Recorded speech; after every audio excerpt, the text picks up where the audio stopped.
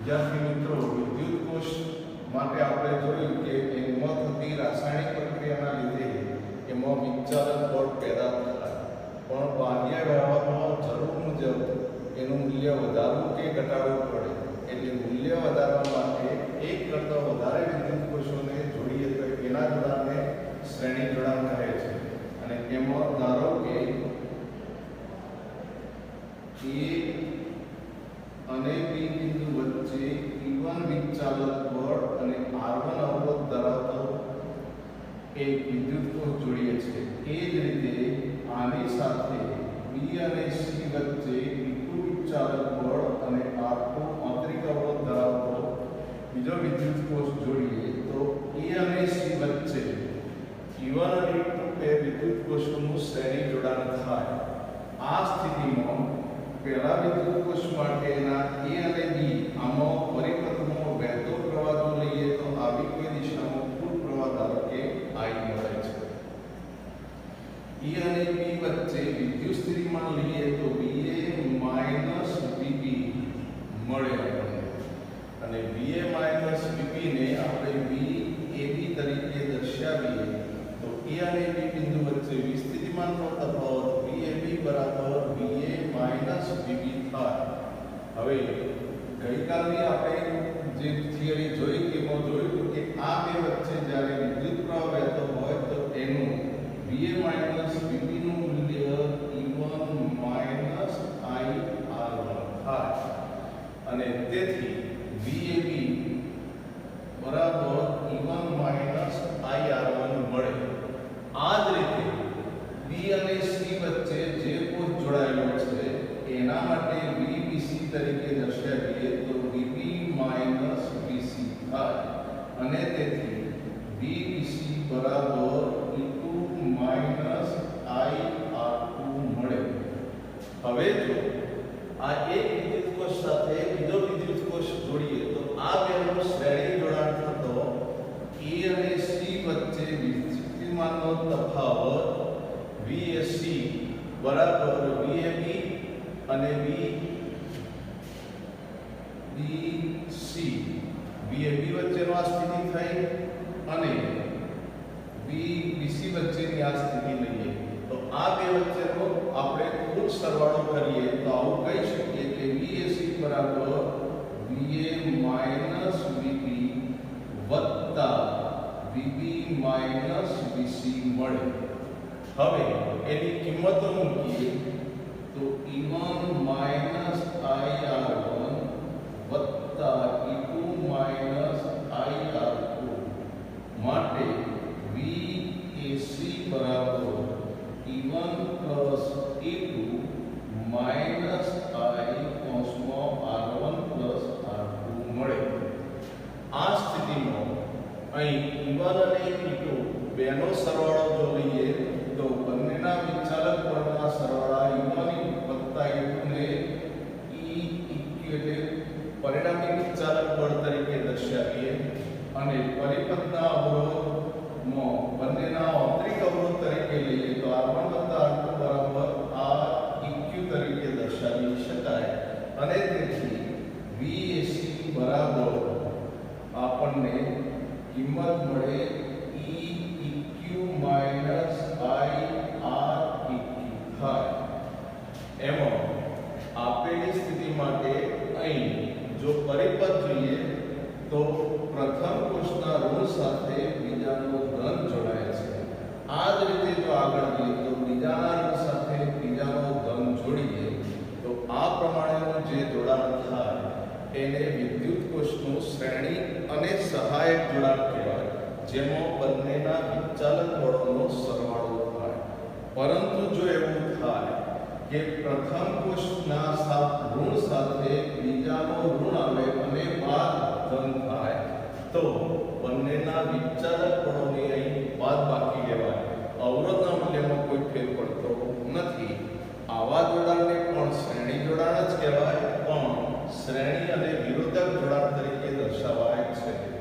એટલે જો આપેલા વિદ્યુત સ્થિતિ માટે આપણે જો પરિપથમાં વિસ્થિતિમાનનું મૂલ્ય વધારવું હોય તો એક કરતાં વધારે વિદ્યુત કોષોને શ્રેણીમાં જોડીએ અને સહાયક જોડીએ તેના વિચાલક બળોનો સરવાળો થાય અને જો સ્થિતિમાન નીચું કરવું હોય તો બંનેને એવી રીતે જોડીએ કે વિચાલક બળોની બાદબાકી કરી પરિણામી સ્થિતિ મેળવી શકાય.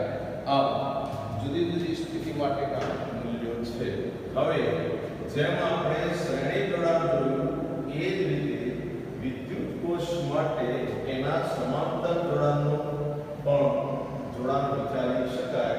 તો પ્રશ્નમાં માત્ર આટલો જ ફેરફાર થશે કે વિદ્યુત કોષના સમાંતર જોડાણ માટે પરિણામી સ્થિતિમાનનું સૂત્ર મેળવો.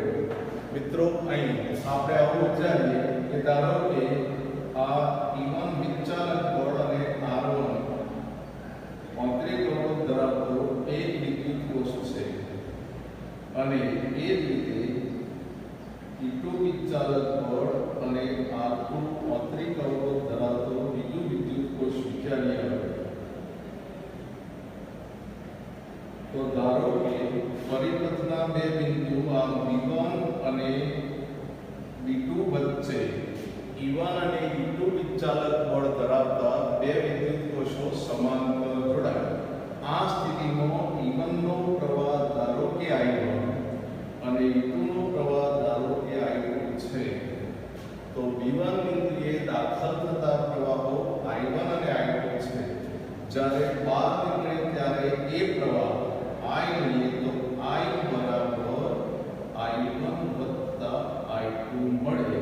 અહીં V1 ને જંક્શન કહેવાય. આપણે કિર્ચોફના નિયમો પછી ભણીશું, પણ અત્યારે હા કે આ જેટલા પ્રવાહ દાખલ થાય એટલો જ પ્રવાહ એમાંથી બહાર નીકળે છે. અને એ આગળની પરિપથમાં વિચારીએ તો એ B બિંદુએ દાખલ થઈ એમાંથી I1 અને I2 બહાર નીકળતા પ્રવાહો મળે. આ સ્થિતિમાં V1 અને V2 વચ્ચે વિસ્થિતિમાન VB1 VB2 આપણને મળે.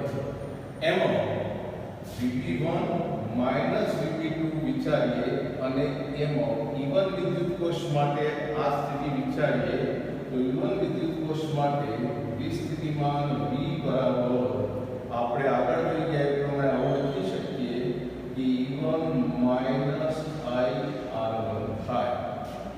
અને આ સ્થિતિમાં જો મિત્રો અહીં પાછું ખ્યાલ રાખજો કે બંને સમાંતર જોડાણ છે એટલે આનું સ્થિતિમાન અને આનું સ્થિતિમાન સમાન જ થાય.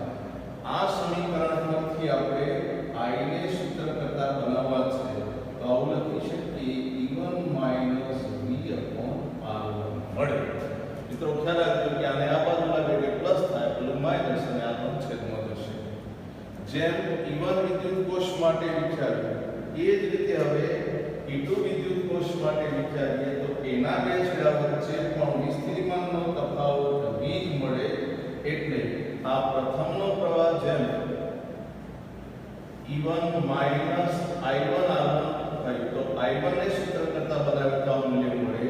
એ જ રીતે બીજા વિદ્યુત કોષ માટે V લઈએ તો E2 I2R2 થાય. અને તે પરથી આપણે આવું કહી શકીએ કે I2 ને સૂત્ર કરતા બનાવીએ તો E2 V/R2 મળે.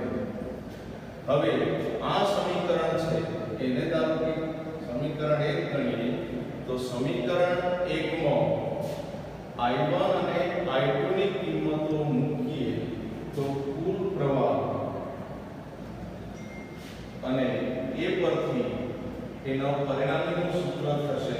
તો આ કિંમતો લઈએ તો E1 બરાબર E1 V/R1 plus E2 V/R2 થાય. તેથી I બરાબર E1/R1 વત્તા E2/R2 માઈનસ G કૌંસમાં 1/R1 પ્લસ 1/R2 મળે.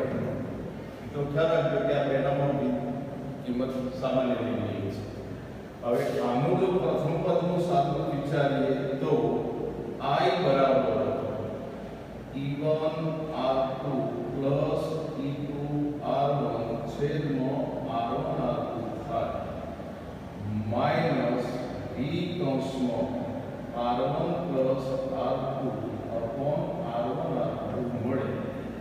અહીં છેદમાંથી r1 r2 કાઢી દેવા છે એટલે આખા સમીકરણની બંને બાજુએ r1 r2 વડે ગુણીએ તો I કૌંસમાં r1 r2 બરાબર e1 r2 વત્તા e2 r1 માઈનસ v કૌંસમાં r1 પ્લસ r2 મળે.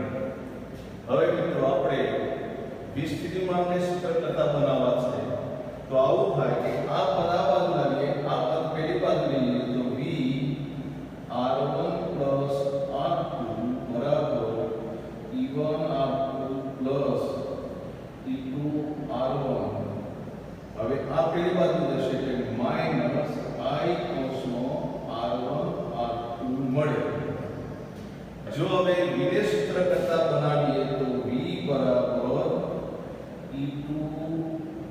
e1 r2 plus e2 r1 છેદમાં r1 plus r2 minus I કૌંસમાં r1 r2 છેદમાં r1 પ્લસ r2 થાય.